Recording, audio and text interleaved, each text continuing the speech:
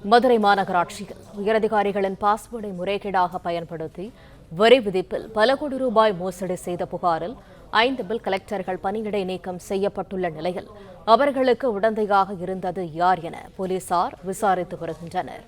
கூடுதல் தகவல்களை தருகிறார் எமது செய்தியாளர் ராஜ்குமார். விவரங்கள் என்ன? மதுரை மாநகராட்சி வரி விதிப்பில் அதிகாரிகளுடைய பாஸ்வேர்டை முறைகேடாக பயன்படுத்தி மாநகராட்சியில் பல கோடி ரூபாய் வரி விதிப்பு செய்து மோசடி செய்த மாநகராட்சி அலுவலர்கள் 2 பிடித்து சைபர் கிரைம் மற்றும் மத்திய குற்றப்பிரிவு காவல்துறையினர் விசாரணை நடத்தி வருகிறார்கள்.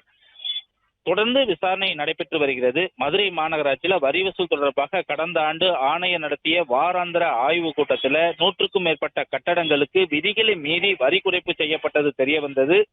இது குறித்து உதவி ஆணையர் குழுக்கள் அமைத்து அந்த விசாரணை செய்த போது 1,50,00,000க்கு மேல் வரி வசூலில முறைகேடு நடைபெற்றதாக தெரிய வந்தது. இந்த முறைகேட்டுல 13 பில் கலெக்டர்களுக்கு தொடர்பு இருப்பதும் அந்த விசாரணையில தெரிய வந்தது.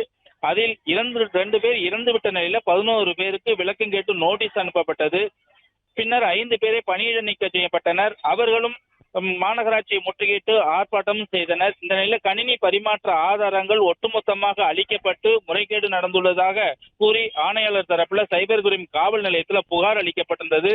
இந்த விசாரணையின் போது முறைகேட்டுக்கான ஆதாரம் சிக்கிய நிலையில விசாரணை தொடர்ந்து நடத்தி வருகிறார்கள்.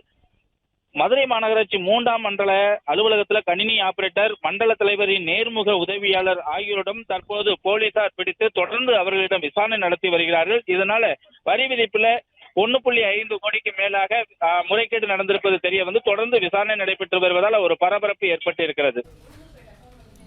தகவல்களுக்கு நன்றி ராஜ்குமார். பிளே ஸ்டோர் மற்றும் ஆப் ஸ்டோரில் இருந்து பாலிமர் செயலியை QR கோடு மூலம் பதிவிறக்கம் செய்யுங்கள். செய்திகளை உடனுக்குடன் பெறுங்கள்.